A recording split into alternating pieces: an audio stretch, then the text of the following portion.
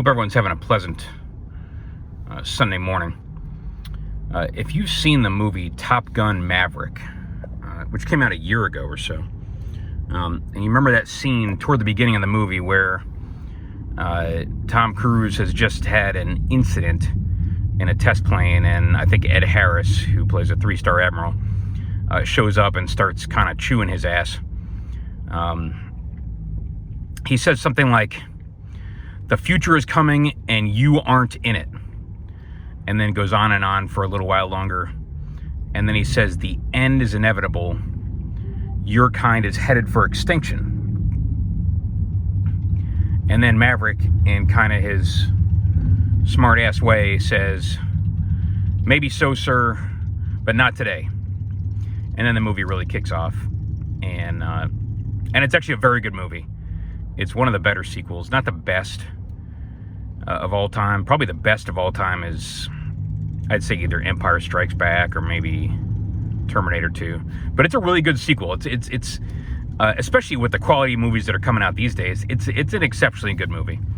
And we liked it a lot. And if you grew up in the 70s and 80s, as we did, and you have all that nostalgia and so on and so forth, it does leave you feeling real good. And so what does that have to do with trucks? Actually, a lot. Because if you think about the words, "The end is inevitable, your kind is headed for extinction," and you do a lot of driving with diesel-powered pickups, as we do, it kind of starts to ring a bell. When you think about it, the world is changing around us faster and faster. In terms of cars, electric cars are taking over the world. In case you hadn't noticed, the number one selling car in the world right now is the Tesla Model Y, which is about a $45,000 or $50,000 car. In a place like Norway, 80% of new vehicle registrations are electric. In Germany, of all places, 20% of new vehicle registrations last year were electric. Germany, the place that invented the high-performance sports sedan, and no, they are getting rid of BMWs and Audis and Porsches and Mercedes, and everybody's buying a Tesla now. And yes, there are also some governmental regulations that are certainly affecting it, and things like the $7,500 tax credit. But that is accelerating a trend that was already something of a commercial inevitability. Look at the Charger and Challenger, two of the greatest cars made in the last 20 or 25 years. They will be gone by the end of this year. And they're still selling in great numbers because everybody loves them. But unfortunately, the company, which used to be called Chrysler or FCA or Daimler Chrysler, and now it's Stellantis, which really sounds like a ED medication, they decided, nope, those two cars are gas guzzlers and they're bad for the corporate average fuel economy statistics, the CAFE ratings, and, well, they're stuck in the past and they're dinosaurs, so they have to go away. And it's kind of tragic. And they're going to replace them with something like the Dodge Hornet EV. But that's the fact, and it's not a statement of whether or not we agree with it. It's simply a statement of the truth. The future is coming, and gas and diesel-powered passenger cars are not in it.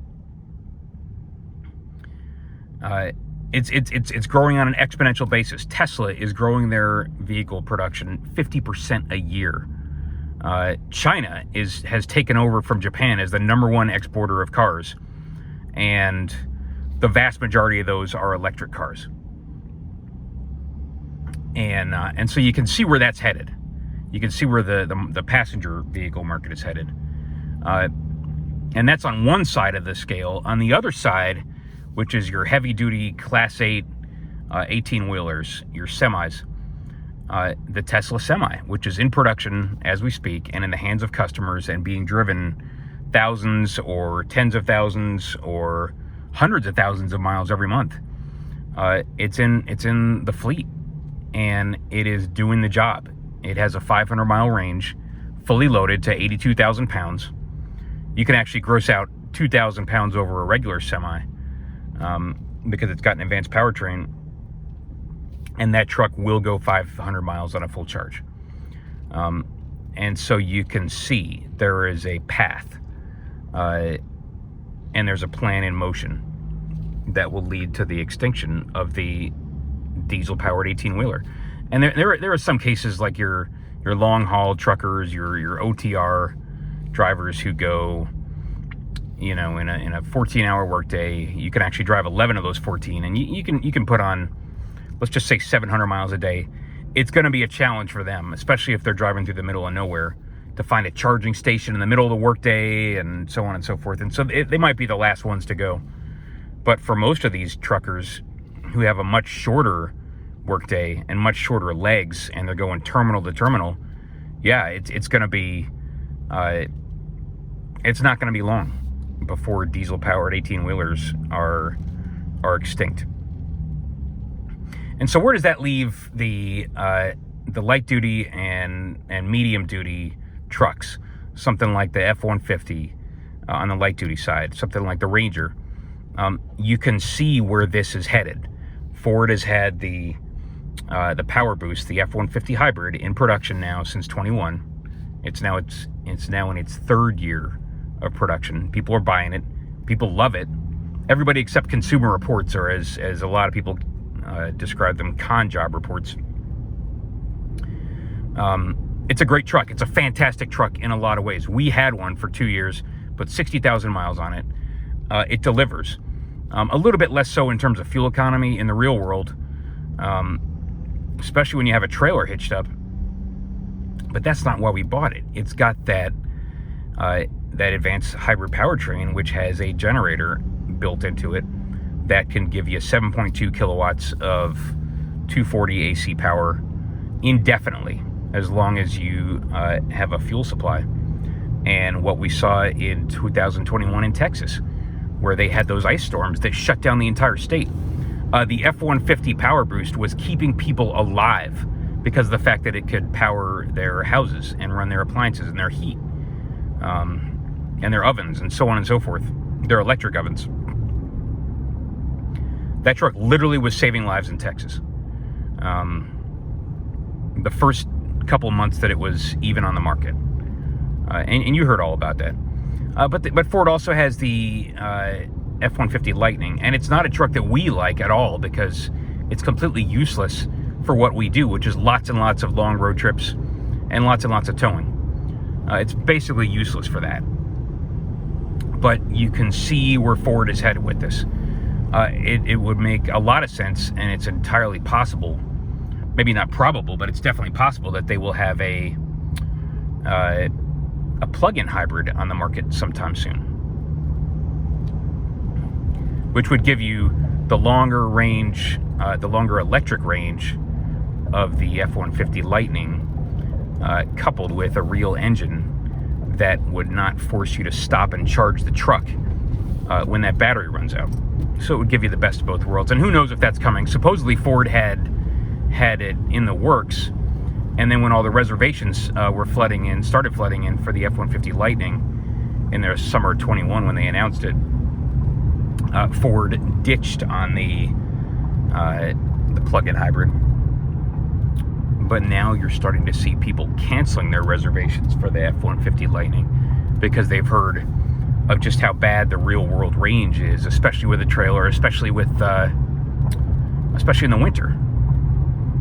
But in any case, you can kind of see where the light-duty pickup truck market is headed. Ram has canceled the EcoDiesel 1500. Ford canceled the Power Stroke, the 3.0 Power Stroke F-150, the one we're driving right now. And so electrified powertrains are where that market is going rapidly. Toyota has a hybrid Tundra in production. Not that we would ever consider buying that. But anyway, that's where that market's going. And then that leaves us with the heavy-duty pickup, or what you might call medium-duty truck market, otherwise known as Class 3, Class 4, Class 5, and even 6. When you think about the F-250, 350, 450, 550, and even the F600, if you know what that is. It kind of gives you the feeling that we're stuck here almost in the twilight zone while the rest of the world is being completely revolutionized. The rest of the automotive world all around us. And we're kind of sitting here with powertrain technology that isn't substantially different than what you could buy 10 years ago. And that's a very controversial statement. But the fact of the matter is, when you look at the Duramax from 10 years ago, the LML, that is not a whole lot different than the Duramax you can buy now. It's a 6.6 liter diesel. It's got the single turbo. It's intercooled. It's got an exhaust brake, 32 valve, single cam, blah blah blah. Yeah, the L5P, the newer one, is better in a lot of ways, but it's not qualitatively better. It's not revolutionary in terms of the changes that have been made. It makes more power, more torque. It's more reliable. They got rid of the CP4 high pressure pump. It can tow a lot more. It's got more power and torque, but it is still essentially a turbo diesel V8, intercooled, direct injected, obviously. And when you look at the Ford, the 6.7 Power Stroke, it has been updated at least once, actually twice now. Even the standard output 6.7 got some updates for 2023, when they also introduced the high output. But the fact of the matter is, again, it's a turbo diesel V8, turbocharged, intercooled, with an exhaust brake, iron block, aluminum heads. It's not a revolutionary change from the one that came out in 2011, more than 10 years ago. Other than the fact that it has more power and more torque and runs stronger and pulls a lot bigger of a trailer than it did 10 years ago. And it's got a 10-speed automatic. On the gas engine side, you've got that 7.3 Godzilla and now the 6.8 Godzilla. It is a highly conventional pushrod V8, single cam, with rocker arms, port fuel injection, I think, not direct injection, and it's a great engine in a lot of ways. It's durable. It makes a lot of power very low in the curve, and so it does what a lot of truck drivers need it to do. But at the same time, when you think about the fact that the entire world is changing around us, it's almost a surprise that with all the other innovations that Ford put into the new 23 Super Duty, it's almost a surprise that Ford didn't put an advanced powertrain into the 23 Super Duty. You know, maybe a mild hybrid, like what they had in the, like what they did with the Hemi, in the Ram, whatever they call it. It's like a mild hybrid, or a full hybrid, like what Ford did with the F-150 2 years ago. Or, if not either of those two things, maybe even just a little generator attached to the PTO on that new 10-speed that's been around since 2020, so you could get a little more AC power on this truck, on the Super Duty. Maybe it would give you 5 kilowatts. Maybe it would give you a 7.2. Maybe it would give you a full 10 kWs, 40 amps of 240, so you could run all the appliances on the gigantic campers that that powertrain can pull. And so it just sort of leaves you scratching your head, thinking, God, Ford has done so much innovation in the last 5 or 6 years, the last 6 or 8 years. They've gone to aluminum bodies on the F-150 and the Super Duty. They've gone to 10-speed transmissions.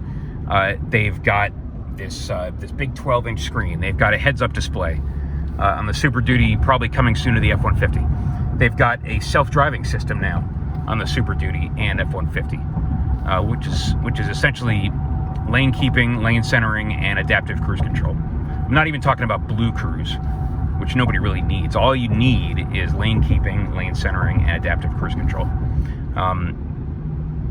It can back itself up to your trailer now and position itself perfectly to where you can just drop that trailer onto the hitch. It has, again, innovation everywhere, and Ford has come up with so many new and exciting ways to take your money. It's a little bit of a surprise that with the new 23 Super Duty, Ford didn't come up with another way to take your money, specifically some type of advanced powertrain, either on the gasoline side or even better on the diesel side.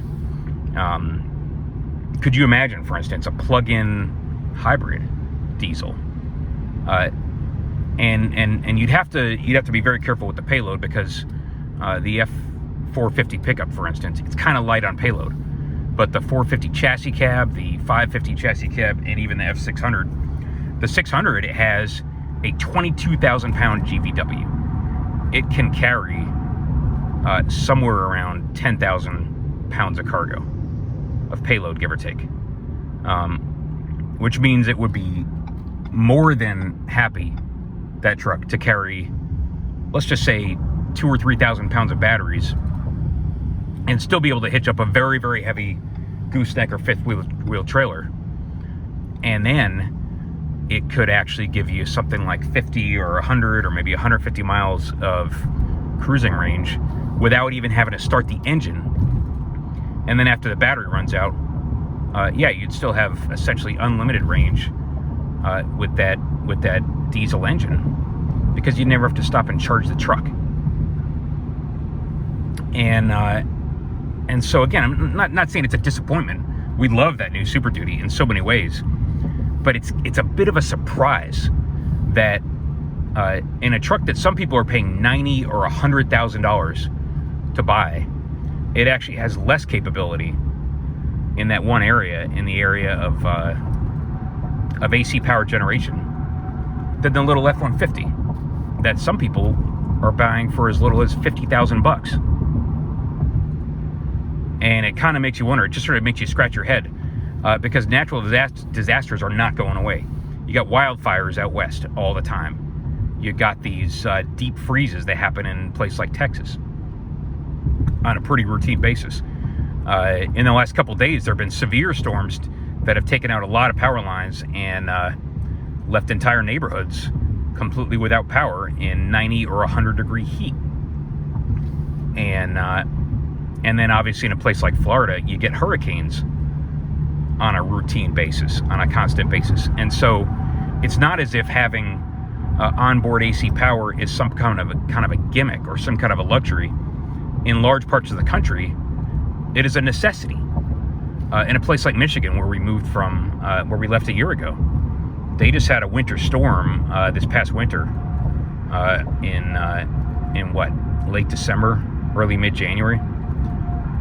And something like 1 million customers in the Midwest were without power for days, while the temperature was hovering in the single digits. And so that's the kind of situation where, yes, high output onboard AC power is an absolute necessity. And so you again, not trying to rag on it. It's a great truck. It's just a little bit surprising that it's actually a step down from the F-150 in that one critical area. And not just in terms of disasters or being a prepper or being a boondocker, so you can run your camper anywhere you want without having to go find a campsite to plug into, but also in terms of running a job site if you do construction, and being able to operate like a welder. Because 2,000 watts of AC power in that Super Duty, as it stands right now, that goes quick. You can plug in a table saw and use up the full 2,000 watts of AC power.